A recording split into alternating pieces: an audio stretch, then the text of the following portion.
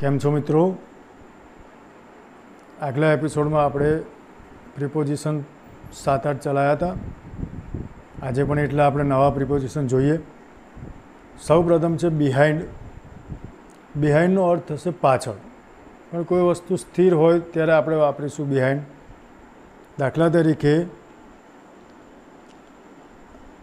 A man is behind the door. એક માણસ બારણા પાછળ છે. એક વસ્તુની પાછળ બીજી વસ્તુ હોય, સ્થિર હોય, તો આપણે બિહાઇન્ડ વાપરીશું. દાખલા તરીકે, આ કોઈ ડોર છે અને એની પાછળ કોઈ વ્યક્તિ ઊભી છે, તો આપણે વાપરીશું બિહાઇન્ડ. એનો અર્થ થશે પાછળ, પણ સ્થિર છે એટલા માટે આપણે વાપરીશું બિહાઇન્ડ. આફ્ટર, તો એ ગતિ માટે પણ વપરાય અને સમય માટે પણ વપરાય. દાખલા તરીકે, a policeman is running after a thief. એક પોલીસવાળો ચોરની પાછળ દોડી રહ્યો છે. ગતિ છે. અહીંયા આફ્ટર શું બતાવે છે? ગતિ બતાવે છે. તો એક એનો ઉપયોગ છે ગતિ, બીજો છે સમય.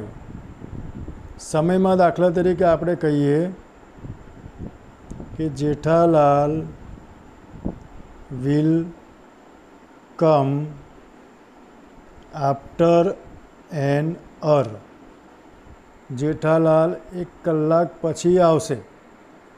તો આ વાક્યમાં સમય બતાવે છે, ઉપરના વાક્યમાં ગતિ બતાવે છે. તો આફ્ટરના બે ઉપયોગ છે, ગતિ બતાવવા માટે અને સમય બતાવવા માટે. બિફોર સમય બતાવવા માટે, તો દાખલા તરીકે કોઈ સૂચના મળે કે પ્લીઝ કમ બિફોર 5 PM. સાંજના 5 વાગ્યા પહેલાં આવજો. અથવા don't go there before evening. સાંજ પહેલાં ત્યાં જશો નહીં.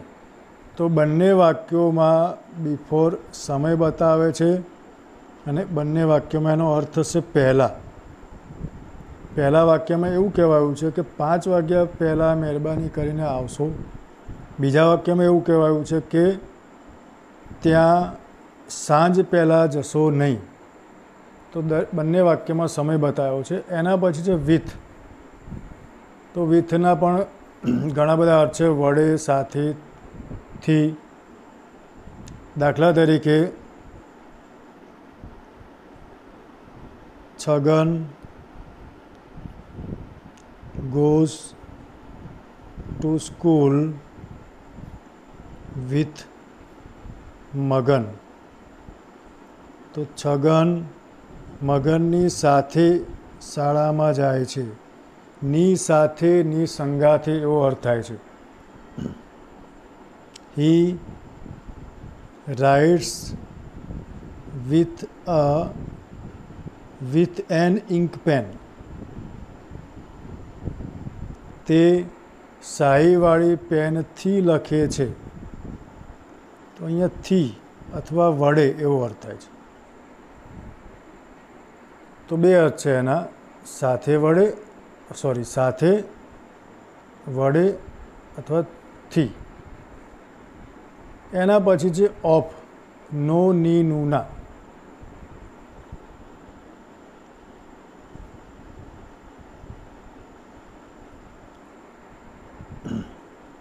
The book of ઝવેરચંદ મેઘાણી ઇઝ વેરી ગુડ. ઝવેરચંદ મેઘાણીનું પુસ્તક બહુ સરસ છે.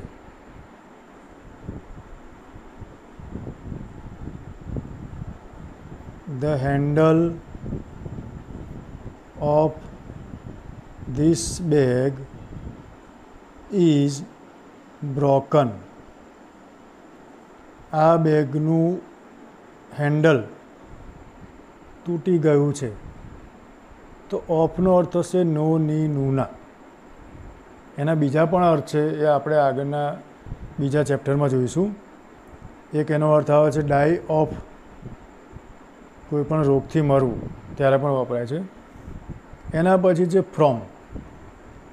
એના મિત્રો બે અર્થ થાય છે, એક સ્થળથી બીજા સ્થળ સુધી અથવા તો એક સમયથી બીજા સમય સુધી. દાખલા તરીકે they went from Mumbai to Ahmedabad. તેઓ મુંબઈથી અમદાવાદ ગયા. તો આ વાક્યમાં સ્થળ બતાવ્યું છે,